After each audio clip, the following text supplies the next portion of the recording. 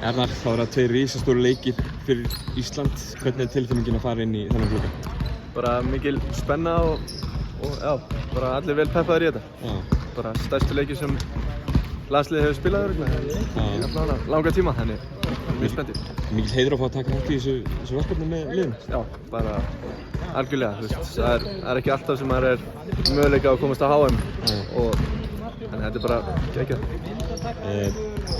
Ísland á lokamót HM einhvern veginn til hljótinu að fyrir að halda þessari hugsun samt svona í skefjum og reyna að búta þetta niður eitthvað, eða ekki? Jú, eða þú veist, það er náttúrulega bara, þetta er bara staðreynd, við þurfum að vinna, ef við vinnum þessa 2 leiki þá erum við komnir og við bara, það er ákveðin pressa á okkur og við fílum það alveg, við erum alveg tilbúin að taka á þessari pressu en við erum alltaf samt underdogs og við verðum bara að halda því mentality, bara við þurfum að berjast til að vinna leiki, sko. Það er bara svona. Talandi að vinna leiki, ykkur hefur nú heldur betur gengur vel á þessu ári, sérstaklega í að vinna bara risastóra körfubolta. Já, það er bara svoleiðis. Við erum bara á góðum stað virðist vera og við erum að vinna stóra þjóðir og sýna að við eigum heima bara á topp level í Evrópu allavega. Georgia, Tryggvi nefndi það nú í viðtalið að ykkur liðinu væri sýnd ákveðin virðing með að þeir eru að mæta með bara sína bestu leikmenn flesta. Það er bara svoleiðis. Það er bara þessir NBA leikmenn sem mega ekki vera með og þeir komi með alla hina, þannig.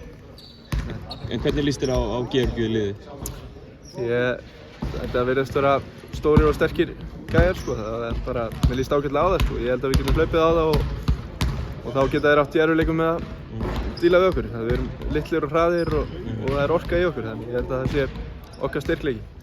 Og nú verið talað um að Ólafssalur hafi verið að gefa og tölurnar ljúga ekki á þessu ári fyrir íslenska landsliðið.